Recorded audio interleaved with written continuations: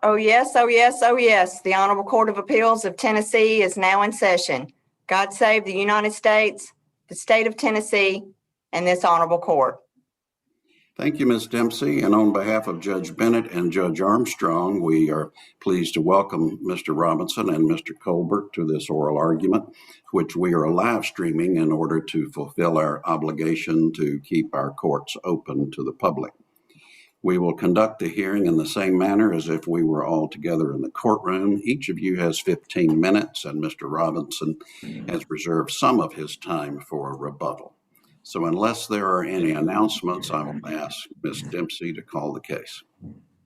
P.H. versus Gregory O. Cole. Mr. Robinson, you have the floor. Morning, excuse me. Good morning, and thank you. Thank you to each of you. I represent the plaintiff, the original plaintiff, and the appellant in this matter. I will most likely refer to my client who has been acting under a pseudonym as the appellant, and Mr. Colbert's client as the appellee.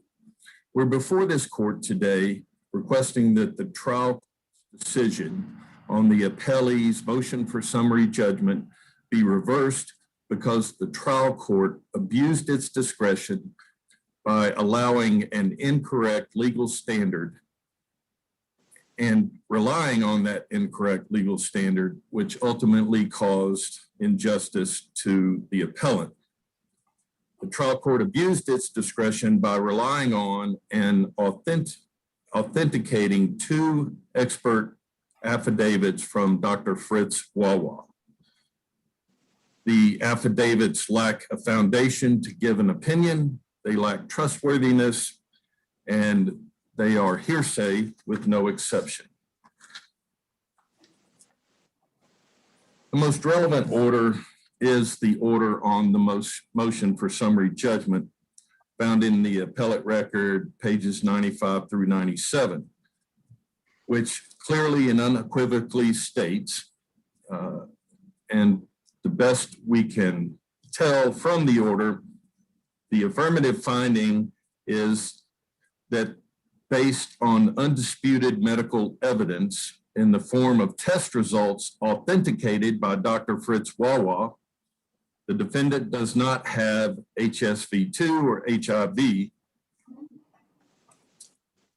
Excuse me.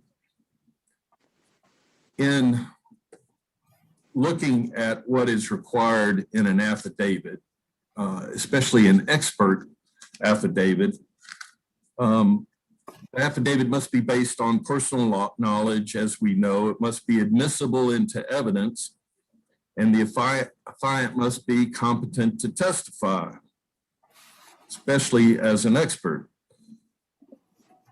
In Dr. Wawa's affidavit specifically, he attempts to authenticate a blood draw that he did not perform, and he also attempts to authenticate the test results made by Quest Diagnostics, which is a lab unrelated to Dr. Wawa's walk-in clinic on Nolensville Road. And Quest Diagnostics is located out of state and has no relationship to Dr. Wawa. They have a business relationship, don't they? They do have a business relationship. And the doctor sent the sample off and received the report in the normal course of his business, right? We don't know if the doctor sent it off or not. There's nothing in the affidavit to suggest that. Well, his office sent it off, didn't they? Yes, I mean, it got to Quest Diagnostics, didn't it? A sample got to Quest Diagnostics, yes. And I'm not trying to be difficult, but that's the point of all of this, is there was a blood draw. There was no confirmation of identification of who the blood was drawn from. On the, if we're going to look at and review the hearsay in the lab findings, or excuse me, on the blood draw itself, it shows that there was no identity given at the time of the blood draw. So if we cannot confirm the identity of the individual that came into the walk-in clinic, we know a sample was taken from who we cannot, there is no testimony to support that. A blood sample was sent to Quest. Quest made findings and sent them back. Did you take any discovery on this issue? No, there was no discovery. I think the record reflects that after an answer was filed, 5 days later, the motion for summary judgment was filed. Did you ask for a continuance to take discovery on it? I did not enter the case until after the motion for summary judgment had been argued and decided. Well, did whoever was your client represented at that time? Yeah. Yes, my client Did your client's attorney ask for a continuance for discovery purposes? asked for a motion for an independent medical examination, did not ask to suspend the motion for summary judgment to allow discovery, but there was a pending motion for an independent medical examination, which was denied or seen as moot at the time of the motion for summary judgment. Mr. Robinson, you argue that we don't know whether or not it was the defendant who came in, but if you look at the affidavit, it specifically says that it was the defendant who came in and who asked for the test and that his blood was drawn. I mean, don't we have to assume that that's accurate? I understand that you can make that argument, but my suggestion is, or my argument is, that this affidavit has to be based on personal knowledge, and it doesn't say that any of that was based on his personal knowledge.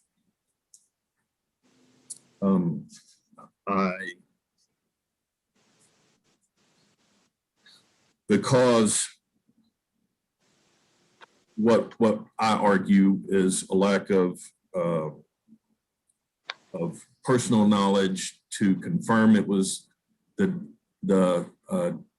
appellee that walked in, gave the blood sample, and obviously a blood sample was sent again, but we just can't confirm who.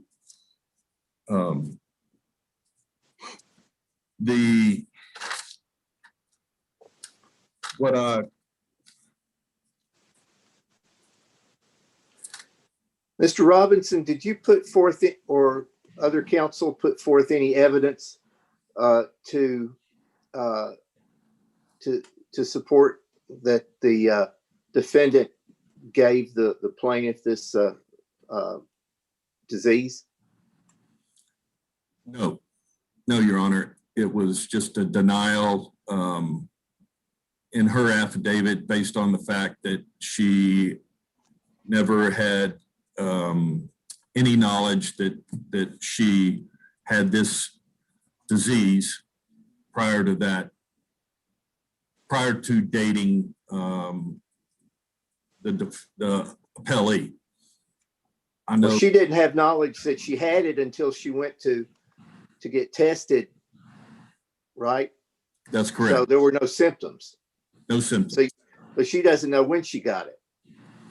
She does not, but she knows that she had regular OB checkups. Her partner prior to dating the appellee does not have it, and her doctor and her medical records would support all of that. The denial of the motion for an independent medical examination was crucial. It was crucial because if granted, it would have provided an independent review and determination of whether or not the appellee actually has HSV2. Can you imagine if the independent medical examination, if granted, showed that he did have HSV2? And I argue that the fact that he perhaps lied or sent a friend in for a blood draw, that he has it now, those would be certainly important material facts for a jury to weigh the credibility of the appellee. Well, can we use speculation like that to create a genuine issue of material fact?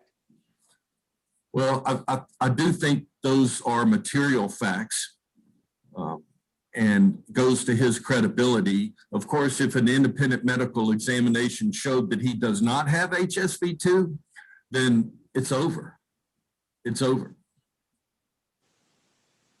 I believe that concludes my time for now. Thank you, Mr. Robinson. We'll hear from Mr. Colbert. Be sure to unmute, Mr. Colbert. Thank you. I'm Rick Colbert. I represent Mr. Cole. This case was filed against Mr. Cole by, I'll just refer to her as PH, her pseudonym, or the plaintiff, on the day before the statute of limitations would have run. It's a series of tort claims that are all premised on her allegation that during the course of a sexual relationship with Mr. Cole gave her genital herpes, or HSV2. We filed this motion for summary judgment. We did file it early in the case. We did so for a reason. The PH filed this case under a pseudonym, but she made some pretty scandalous allegations against Mr. Cole in a very public way.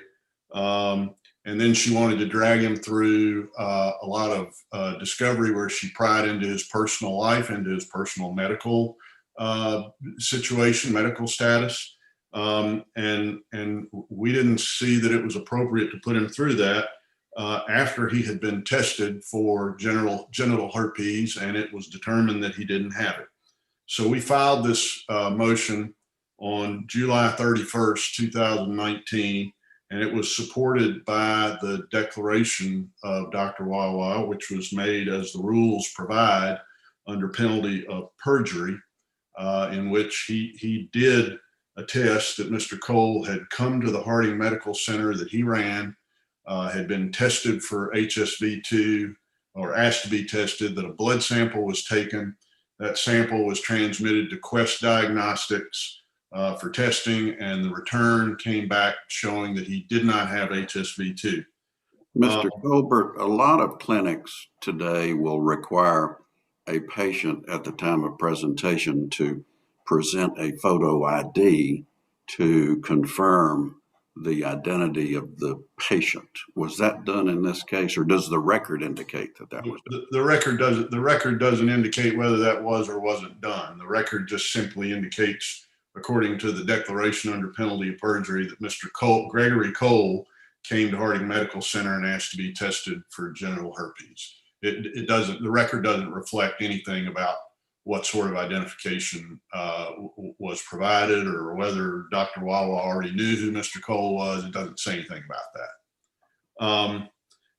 In any event, the motion was heard roughly 2 months later, and as Mr. Robinson acknowledged, at no time during that 2 months was there any effort made to take Dr. Wawa's deposition. I certainly wasn't contacted by the plaintiff's previous lawyer, Ms. Palmer, about taking the deposition, and there was no notice and subpoena to take the deposition. At any rate, we argued the motion on September 27, 2019, and the trial court granted the motion and entered its order on October the 11th. It was only after that that Mr. Robinson entered the case, and he filed a motion to alter or amend, which the court eventually heard on August the 7th, 2020 and denied, and that order was entered on August the 27th.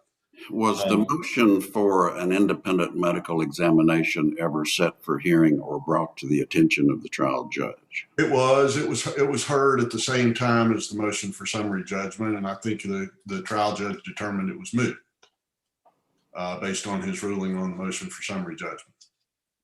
I'm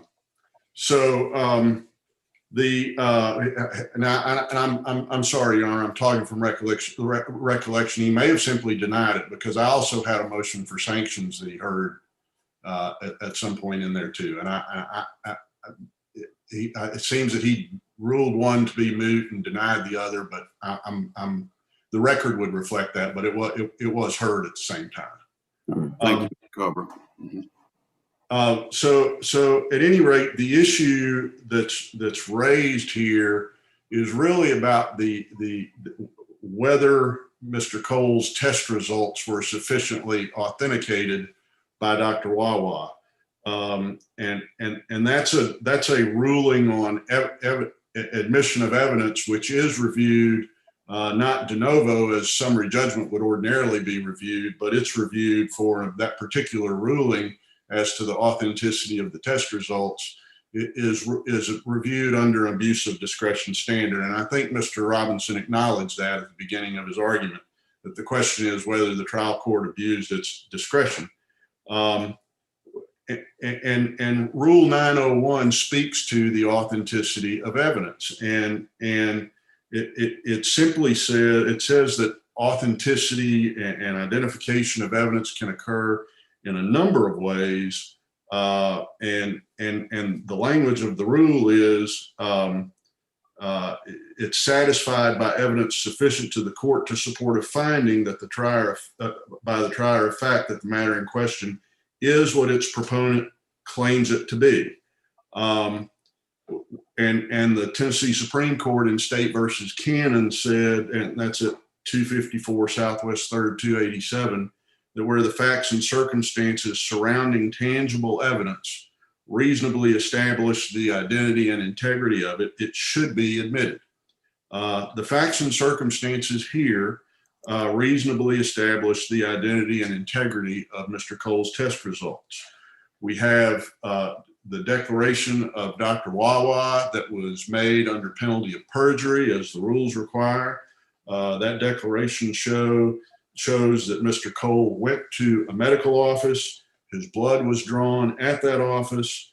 The physician described the processes used to assure against adulteration of blood samples. The blood was sent to the world's premier testing laboratory, Quest Diagnostics, and the results were returned to the doctor's office and are kept there in the ordinary course of business.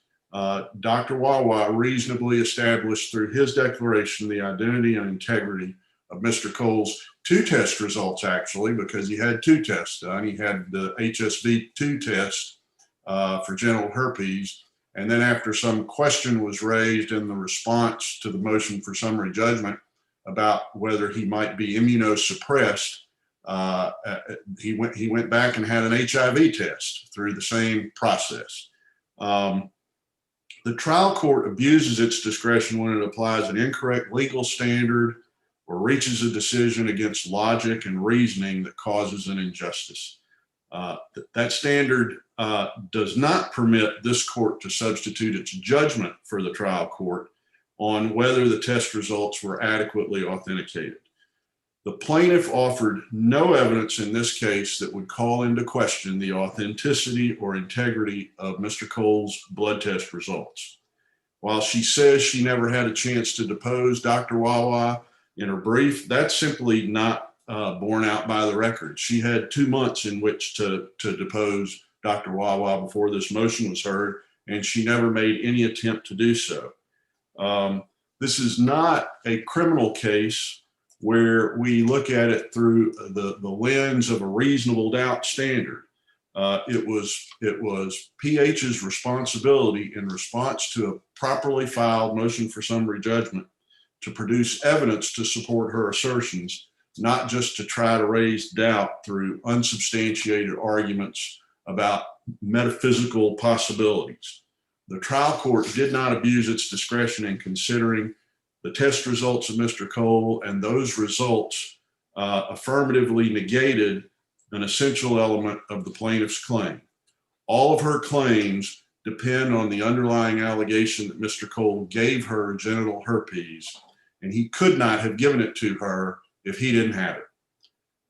But even without the test results, summary judgment was appropriate for a different reason that the plaintiff mostly doesn't discuss in her brief. At the hearing on the motion for summary judgment, the plaintiff's prior lawyer admitted repeatedly, and we've quoted it in our brief on page, it's on page 6 of our brief, but she admitted repeatedly that the plaintiff could not prove that she herself was free of genital herpes when her relationship with Mr. Cole began.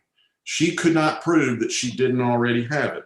And that was a critical admission, because government statistics show that more than that many people have genital herpes and are either asymptomatic or confuse the symptoms for something else and don't really know they have it. In particular, African-American women and the plaintiff and Mr. Cole are both African-American. African-American and women, the statistics show that over half of African-American women in the United States have genital herpes. The vast majority of them don't know they have it. Is that in evidence, Mr. Colbert? Well, we cited it's in a government publication that I think the court could take judicial notice of. We cited that publication in our motion for summary judgment. We cited it again in our brief before this court. And so most of these people who have it are asymptomatic or don't know they have it because they think it's something else. So even if Mr. Cole had genital herpes, and there's certainly no evidence he did, the evidence is that he didn't, concluding that the plaintiff got it from him without any evidence of whether she had it or didn't have it before their relationship would require pure speculation. Now, the plaintiff tries to avoid, like I say, she mostly doesn't discuss it in her brief. She does try to avoid it on page 5 of her brief because she sort of blames it on Mr. Cole. She says in her statement of the facts that Mr. Cole, at the outset of their relationship, asked her to be tested for certain specific STDs, and that genital herpes was not one of them. That's the end of the first paragraph of her statement of facts in her brief. And she relies on, for the record site for that, she relies on paragraph 8 of the complaint, which is in volume 1, page 17 of the record. But paragraph 8 of the complaint, which is unsworn, does not say that. It simply says that prior to entering into a sexual relationship with the defendant, plaintiff was confirmed to be free of any sexually transmitted disease. Now, we know that's not true because of the admission of her lawyer when we argued the motion for summary judgment, that she was never tested for genital herpes or HSV2. But there's nothing in the record to substantiate her assertion that the reason she was never tested for it was because Mr. Cole didn't ask her to be tested for it. That's simply an unsubstantiated assertion in the brief. Her admission that she could not show that she did not have genital herpes before the relationship with Mr. Cole left her unable to prove an essential element of her claim on which she bears the burden of proof. She can't prove that Mr. Cole gave her genital herpes if she can't prove she was free of it before their relationship began. And that's an additional reason why the summary judgment rendered by the trial court should be affirmed.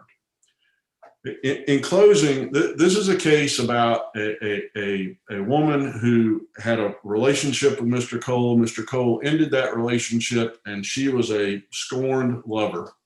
She protected her own identity with a pseudonym while she used this complaint to subject Mr. Cole to ongoing ridicule, embarrassment, and scorn with these public accusations against him, and then wanted to use it as a tool to pry into his personal affairs.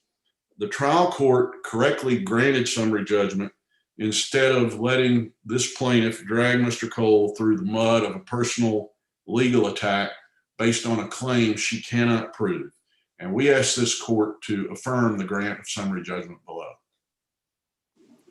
Thank you, Mr. Colbert. I'm not hearing any further questions. We'll then hear a rebuttal from Mr. Robinson.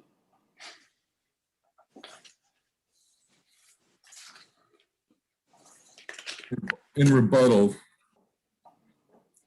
I think about different cases which involve and rely on the credibility of a blood draw and a blood test. And particularly in some of the fields I generally practice, if it is a paternity test, I know, as Judge Clement seemed to point to, that identification is required for a potential parent giving a DNA sample. And that is to protect the credibility of the blood draw or the DNA sample, and to protect the chain of custody for the ultimate findings. I can't imagine ever a litigant being able to go into a walk-in clinic and come to court and provide an affidavit from a walk-in clinic that says that somebody named Mr. Cole came in, gave a blood sample, we sent it to Quest Diagnostics. I'm ultimately responsible, and that's the key word there, ultimately responsible for the records here. And we show that he is, we can exclude him as the parent. That would never hold up in court. The being denied the independent. Isn't that because it would be challenged? I mean, what if you don't challenge it? Your predecessor took no effort to try and poke holes in that affidavit through a deposition or other means. I do say that she did by filing a motion for an independent medical examination, which would have been the blood draw and ultimately the test. What were the grounds that she gave for that motion? She contested the authenticity and of the affidavit of Dr. Wawa, Okay. and the findings of Dr. Wawa.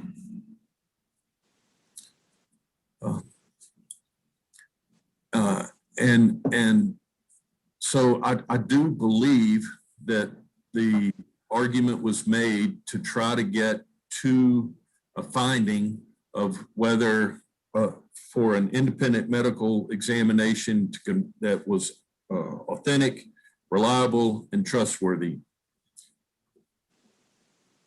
And I also want to add that the order on summary judgment itself is the basis for this appeal. And the court allowing Dr. Wawa's his findings and his affidavit, which is fraught with hearsay, we argue with no exception, to come in as undisputed expert evidence.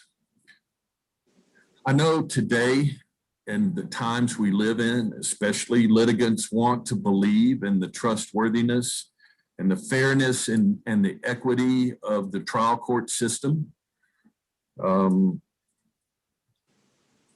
And I know this court and all the appellate courts have steadfastly supported the notion that litigants should have their day in court. As I said previously, an independent medical examination would have either confirmed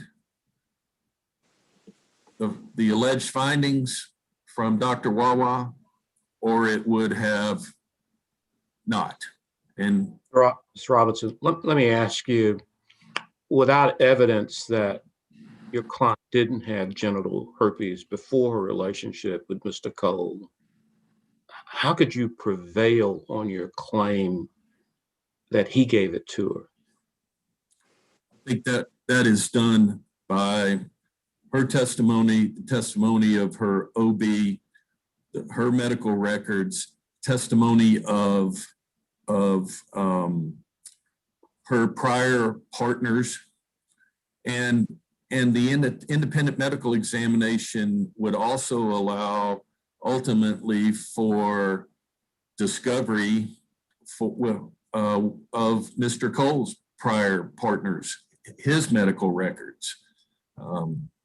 But how would we know when she contracted it if she wasn't tested for it before she started her relationship with Mr. Cole?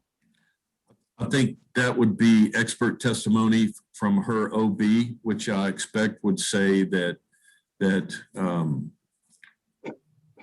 based on all of the evidence he has reviewed and based on his treatment of the patient to within a degree of medical certainty, that he has no reason to believe that she had it. I think you can look at, it's either no evidence that she had it or there's not proof that she did have it. But I think at least giving a jury the opportunity to make that material finding itself is, I think it, in this case, creates the appearance of fairness, equity, and trustworthiness at the trial level for a litigant. Does the panel have any further questions? Hearing none, thank you, Mr. Robinson and Mr. Colbert, for your presentations this morning. We will take your case under advisement. Thank you. Dempsey? This honorable court is now adjourned. Thank you, and counsel, you're free to exit the meeting.